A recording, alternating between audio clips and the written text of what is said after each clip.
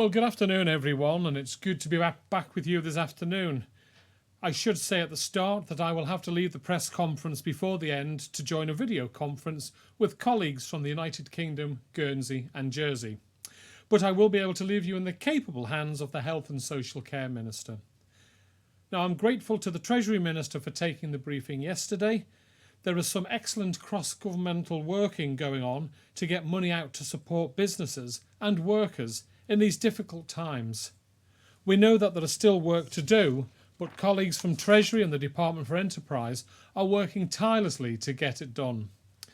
Today, the Minister for Health and Social Care and I are really pleased to be joined by Debbie Brayshaw, who is the Director of the Children and Families Directorate of the Department of Health and Social Care. Before I hand over to Debbie, I would like to invite the Minister to update us on today's statistics. David. Thank you, Chief Minister. The total number of tests undertaken now stands at 3,049. The total tests received back is 3,020, leaving 29 test results outstanding. The total number of new cases identified today stands at 4, which means we have total confirmed cases of 313. There are 258 people who are presumed recovered, leaving us with 34 active cases. Thank you, Chief Minister.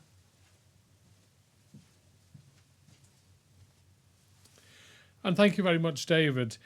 As we have said from this lectern all too often, we need to look beyond daily numbers and see the trends. And at the moment, the trends also are painting a positive picture. But we must not lose our determination to continue to suppress this virus. We have done so well. We are still doing well, and we must continue to do everything we can to keep pressing the curve down. Before I hand over to Debbie, I wanted to reiterate a point that is personally very important to me. When we changed our measures last Friday, we did so for two distinct reasons. I took you through my thinking of them at the time, but it is worth just going over them again. The first reason we made the changes was to reflect on our well-being. You have heard me say 100 times now that dealing with the COVID will be a marathon and not a sprint. We need measures that are effective, of course, but that are also sustainable. We simply cannot lock down our community forever. Lockdown, especially when taken as seriously as you have been taking it, has consequences on our mental health and can, as the Chief Constable told us last week, lead to increases in real issues in our society, including domestic violence and mental health calls. The Council of Ministers and I are committed to doing what we can to mitigate these risks. This is why we will be publishing our approach to next steps before the end of the week. I should also mention that the Council of Ministers will be considering a paper tomorrow regarding sports and recreation. People have told us how important this is to them. People have told us how they believe there is more that they can do while respecting the social distancing rules. We have heard them. We have asked for legal and clinical advice and hope to be able to make announcements again before the end of the week. The second reason was about the economy. We have made no secret of that. We need the economy to restart. We will, of course, do everything we can to ensure that this happens in a manner that is safe, measured and gradual. As I said at the time, without an economy, we have no health and social care system. But the other effect of enabling sections of our community to return to earning a salary to support their families is about community morale and well-being.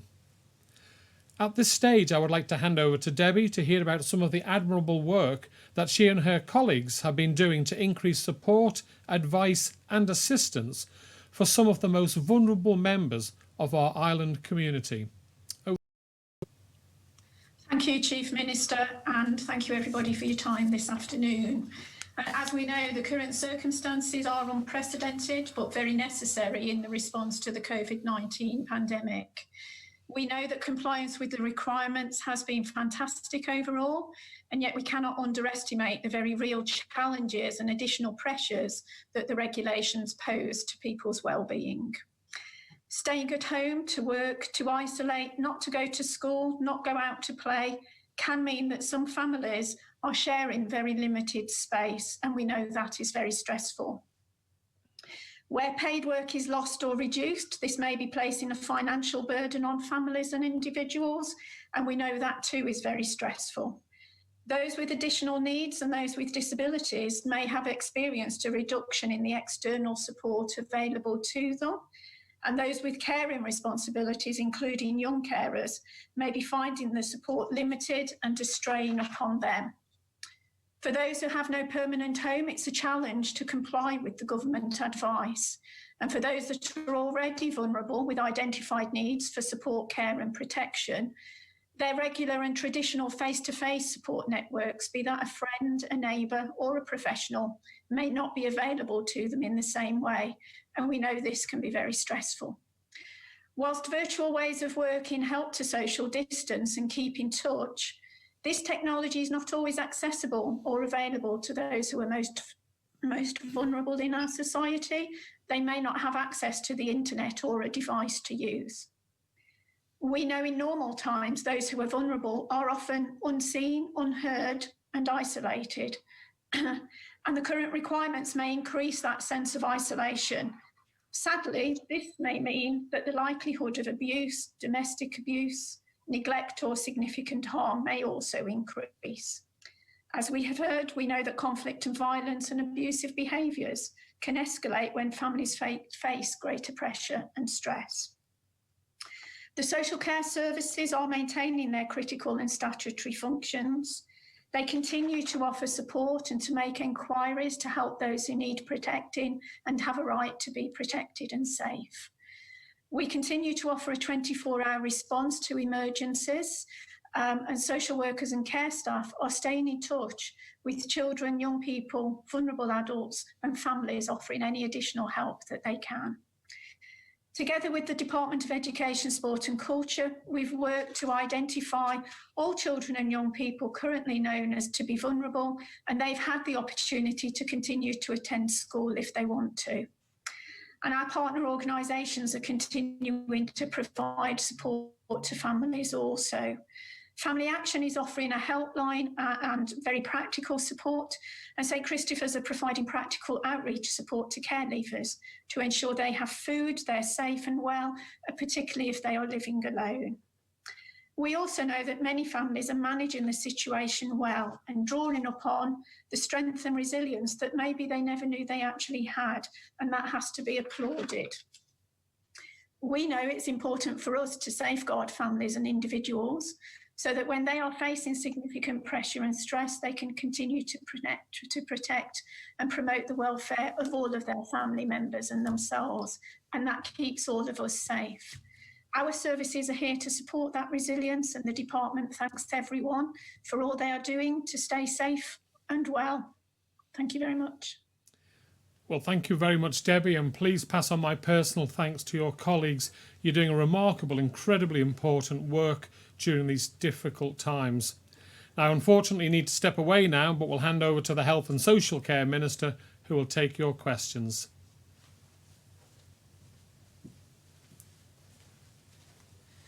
Thank you very much, Chief Minister, and can I add my thanks to you, Debbie, for joining us today, and also please pass on my thanks for all the hard work that your team's doing. It's been an exceptional effort over the last few weeks, and I know you'll continue to do your best to serve the needs of the island. Turning to questions, first up, I've got Chris from Energy FM. Good afternoon, Chris. Good afternoon, Minister. There could be parents who haven't been able to see their kids in more than a month now since restrictions were put in place on the Isle of Man. How will the easing of lockdown measures affect those families where parents have shared custody of their children? Well, in terms at the moment with the regulations, there is nothing to stop people transferring children between households of separated parents. That was written into one of the very early regulations that was still permitted. What isn't allowed is the mixing of households. So one parent from one household going into another household of parents. I know it's caused some issues, but I would urge people to be sensible about this and make their own arrangements. There is the ability for children to be transferred. I don't know if Debbie wants to add anything to that.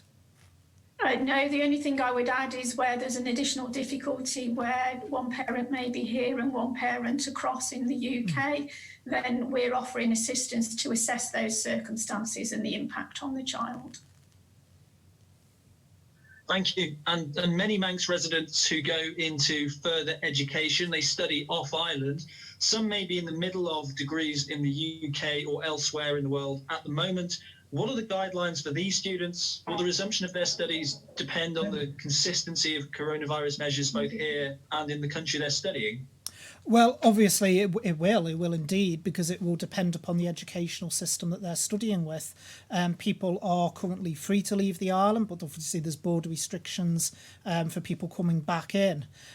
In terms of those who are already at educational establishments, then it will depend upon the individual educational establishment and whether they are continuing with their courses, or as pretty much the entire higher education sector in the UK, with only a few exceptions, has done. They've shut down.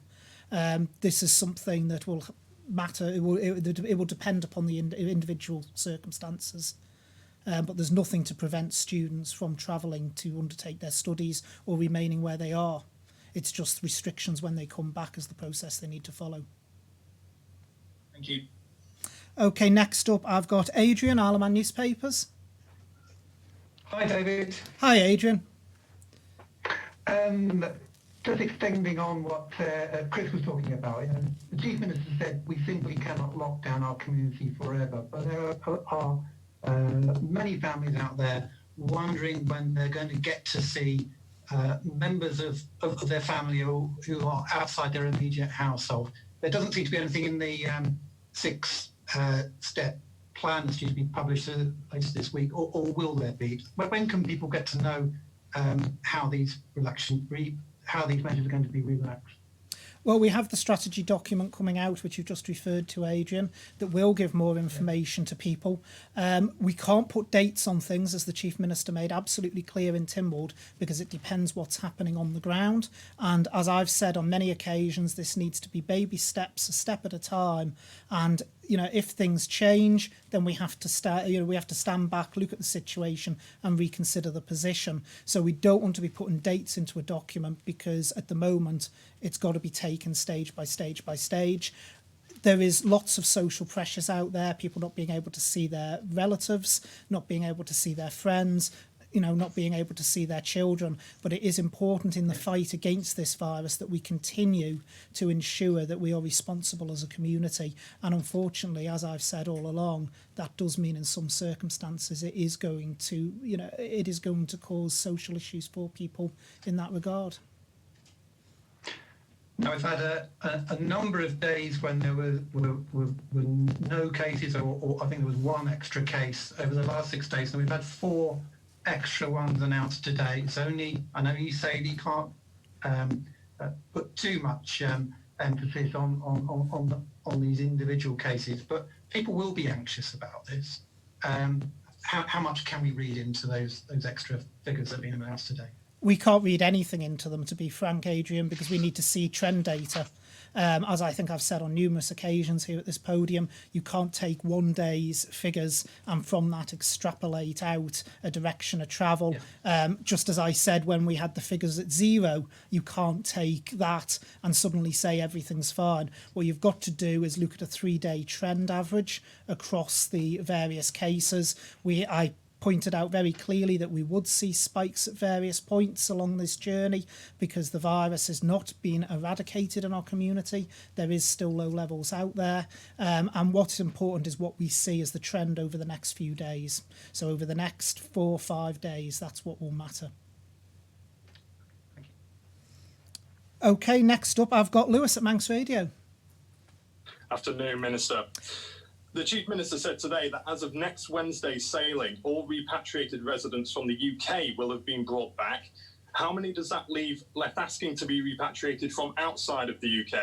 And how will the process change in order to bring them home? Well, in terms of those that are outside of the UK, the first thing they've got to do is get back into the UK. As a Crown dependency, in terms of repatriation from further abroad, we are dependent on the Commonwealth and the Foreign and Commonwealth Office, if I get it right, the Foreign and Commonwealth Office to get people back into the UK. And it is from the point of them arriving in the UK that we can then arrange for them to be repatriated. I know I've spoken to several people abroad who, instead of coming back, have decided to stay put because they believe it's safer to stay where they are than actually undertake travel at this time. So the numbers will differ.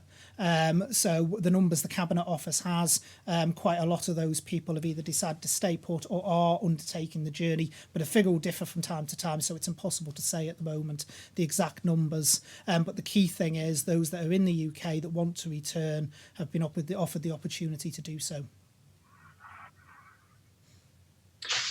Okay, my next question for Ms. Brayshaw, if that's okay. Yeah, of course. Late last year, you said there was a severe lack of foster carers available on the island. How are lockdown measures affecting the amount of children waiting to be fostered, and how are they being cared for at this time? Okay, so the numbers of children, we don't have any children waiting to be fostered. Any child that needs to come into care does come into care, and we make those arrangements for them. The current situation has delayed a big recruitment campaign that we were going to start for foster carers, but that will resume once we're through the pandemic and matters return to normal. What I would say is that the foster carers that we've got are doing a fantastic job, and they're keeping the children that they are looking after safe and well, and maintaining contact with birth families for those children as well. Thank you. Thank you. Okay, and next up I've got Leanne from 3FM. Good afternoon, Minister. Afternoon, Leanne. Oh, my phone's just fell then, excuse me. So my first question, yesterday with the Chief Minister outlining the island's 6-stage plan for its response to the outbreak, I understand you can't give specific dates, I know you've made that clear, but could you clarify in what phase the reopening of schools and nurseries would fall under? Well, the Minister for Education will be joining and be able to speak a bit more around schools and nurseries to this press conference later in the week. In relation to that, I'm not going to start going into the individual phases in a document that hasn't yet been shared with Timwell members and it hasn't yet been put out in public. But what I would say is there is very clear phases as to what we look, and very clear order as to which we look at things where people will be able to see where things fit in. The important emphasis with schools is that will obviously, as I think the Minister has stated on several occasions, need to look around the staffing of schools, the way schools operate, to ensure we're doing things in a clinically safe way with schools. So schools is a bit of a different situation, but the Minister for Education will be able to elaborate further on that when he joins the press conference in a few days' time. Okay, thank you. And my second question, we've had quite a few people asking about house moves. Can you confirm if they're able to go ahead as long as appropriate social distancing measures are in place? My understanding of the current regulations is as long as the contract has been signed and agreed, and that people and that neither party is willing to postpone it. The ideal situation is at the moment people should wherever possible be postponing house moves. They can, but obviously one of the things people may come up against is finding someone willing to do the move for them. Because I know that a lot of the various removals companies did suspend their service for a while. But I would urge people, if they are planning to move house, they should only really be doing so at this point in time if there's an absolute necessity to do so. Thank you very much. Next, I've got Simon from Business 365 magazine. Good afternoon, Simon. Good afternoon, Minister. Firstly, my first question really could be aimed at yourself or Debbie. The rise in domestic violence by over 140%, I think, caught us all by surprise. Now, how are the services actually coping given such a big increase? and taking into account issues such as social distancing in safe houses, etc., are you finding sufficient secure locations for victims and children who need to be removed from the family homes, for instance? Well, if I could just come in first before I bring in Debbie, in relation to domestic violence, as the Chief Constable explained when he last appeared at a press conference, it sounds exceptionally frightening, this figure of the 145%. But as the Chief Constable explained, the numbers generally are rather static and low, but they've gone up. So we're working from a base that isn't massive to begin with. So the numbers aren't going up quite as much as you would expect. But the important thing is we have got services in place. We are able to respond. The police have been working very, very closely with the various services to put appropriate support in place, both for those who need to potentially move out of the family home or to support the family unit when they stay within the family home if it hasn't reached that threshold for them to be removed out. But I'll bring Debbie in. Yes, just in response to that, it is worrying. I don't think it's unsurprising given the stress that families can find themselves under. A lot of systems and processes were already in place that would respond to those concerns. But we have done a lot of work in conjunction with the Department of Home Affairs and with third sector organisations to ensure there are sufficient facilities available that can ensure that people and families and children can stay safe in those circumstances. And I think the other thing I would add, Simon, is yet again, it has been very much a cross-governmental approach. So it's been across departments. It's not been something that's purely been the focus of DHSC or the Department for Home Affairs. We've all been working hand in glove to ensure that appropriate services are in place for those that need to access them in order to keep them safe. Thank you very much. Now, the second question, Minister, as we approach the situation where the Isle of Man could be emerging, hopefully, from the pandemic, do you believe there is unity within the Council of Ministers and Tynwald generally over what is the right strategy to actually remove the island from this and reopen us for business? It's obviously the timing is incredibly sensitive. Do you think there could be political problems within that? There will always be people who have differences of opinions, and certainly politics most definitely is no different to that. As I think we all know, politics is about debate, but it's also about consensus and coming to that consensus as to how we move forward. I think Tynwald colleagues have been exceptionally receptive to many of the policies that we've brought forward under this emergency. They've been very accommodating in terms of parliamentary time, but it's quite right that those policies are scrutinised. That's what Tynwald is there for at the end of the day. And of course, unlike a lot of jurisdictions, although we do have political parties in the Isle of Man, and obviously we've got Liberal Van and representatives in Tynwald, most of us are independents. So Tynwald has always worked on a basis of individual cooperation, I think it is important as we go forward that we carry that Tynwald with us. There will always be those that disagree with certain aspects and certain things, and that's never going to change. But I do believe we reach a broad consensus on most things in order to drive things forward, and this will be no different. Thank you very much. Okay, next up I've got Paul from MTTV. Good afternoon, Paul. Thank you, David. Good afternoon to you. The Chief Constable, when he was asked last week about numbers infected in the force, he gave us a number. I asked you the same question, and you didn't have it. And I just wanted to make sure that you just didn't have it to hand, or were you not going to publicise it? Because obviously, it's interesting to know for people at hospital how many people have had to take time off and therefore, getting isolated while they recover. Is this around healthcare workers? Yeah, that's about how many people off were testing positive. Well, healthcare workers. We did show it on a graph at one of the press conferences I did last week. Asked you if possible. You didn't answer. You said you hadn't got it. Well, it would be broken. It would be broken down. It'll be broken down by overall health and social care.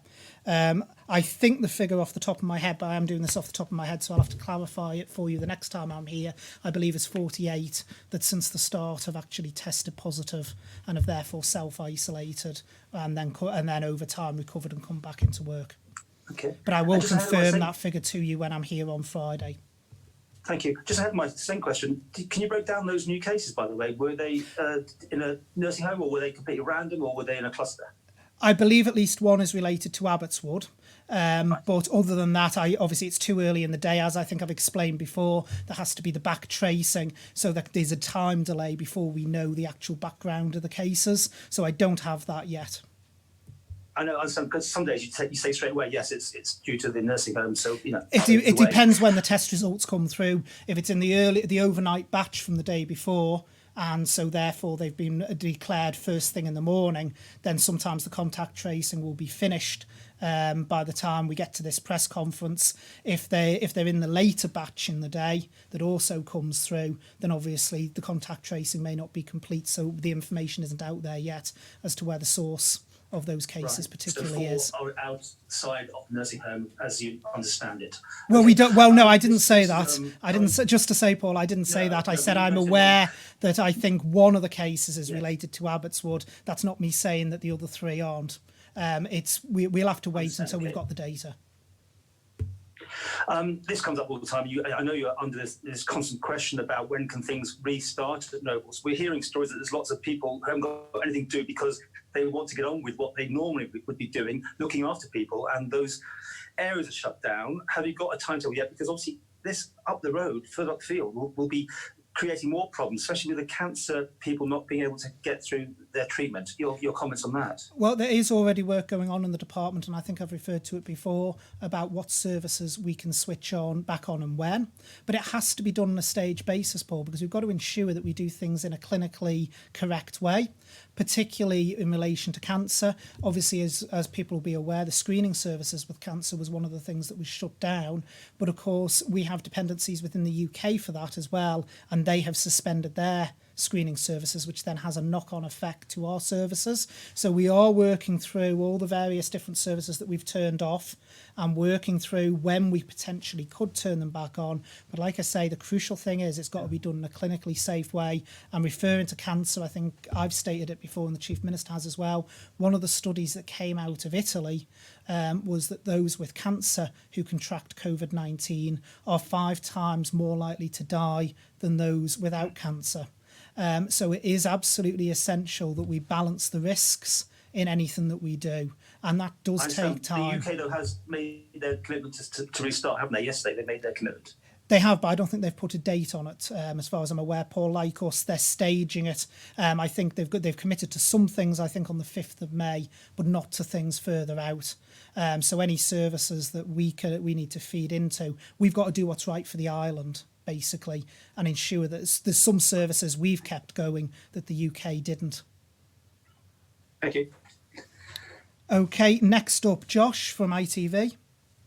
Thank you, Minister. We've seen the headlines for this 6-phased exit strategy. I know you don't want to go into the specifics of that, but can you just clarify whether it will include information about when people can visit their family members and the schools reopening, not necessarily when they will happen, but just whether they will be included? It will give broad headlines, basically, of what's in the different phases. We're not going to go into a real detailed document because, again, it depends what actually happens on the ground. Everything is very subjective. I think, as I've stated before, we've not seen anything like this since the Spanish flu pandemic in 1919, 101 years ago. And the world has moved on a lot in those 101 years. So we're not going to. It's not going to be an absolutely detailed phase saying this, and this is going to come back on if we introduce this phase, because we will have to look at every single thing that we do and make sure that it's appropriate for the protection of our island. So we can't put dates around things. We're not going to give a detailed breakdown of 50 points under each phase as to what comes in. We're going to give broad headlines so people can see the direction of travel and in what order things actually come in. And social measures is under one of those phases.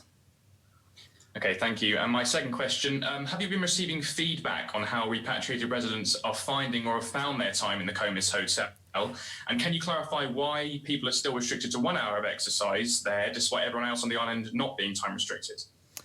Because it's a quarantine, Josh, first of all, and we've got to ensure that medically that we limit the risk of people coming into contact with others.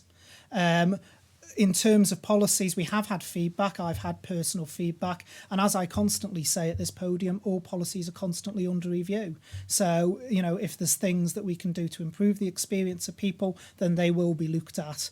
I've had people feeding back that that they've had a bad experience, but I've had a couple of people who've exited the comas today as the first batch out, who have already fed back to me today that actually they were happy with the process and it worked for them. So, it will differ to different individual people, but we take all that feedback on board. And if we need to tweak the process, then obviously we're open to looking at that. But at this point, there's no initial plans to tweak it? Everything is constantly under review, Josh. Things change on a daily basis. One of the things I've learned throughout this process is something that is absolutely cast iron on a Monday isn't necessarily cast iron by the Thursday. So it's important that we constantly look at all of the policies we're doing and we make sure that they're right for the time we're in. Thanks very much. Okay, thank you very much to our media colleagues. As always, I will close with a few shout-outs. The first one is to Lisa Hall. Lisa's family's been in touch to say that she's been working not just as one of the COVID ward managers at the hospital, but she's also gone in to assist at Abbotswood as well. All her family, both her girls and her young grandchildren, are all exceptionally proud of her. They're missing her very, very much, as Lisa's been working very long hours and there isn't even time for FaceTime calls or messages, but they're all very proud of what she's doing and the way that she's been responding to this. Thank you very much, Lisa, for all that you've done. Also, next, I have a nomination for Singing Joe.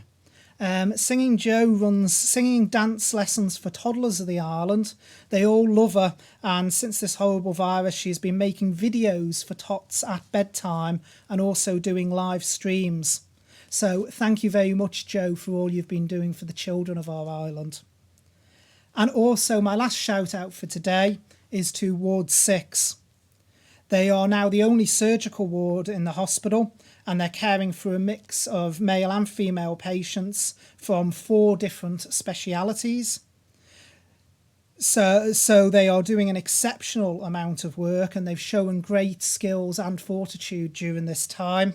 They've really pulled together, and they've really kept the hospital moving in its day-to-day operations. So can I say a huge thank you to everyone on Ward 6. These have been strange and changing times, and all of the staff across DHSC have had to adapt to a new reality. And thank you to each and every one of you, but particularly thank you at this moment in time to the Ward 6 staff. Well, thank you very much, everyone. Thank you for you joining us this afternoon. Stay safe, and I'll see you soon.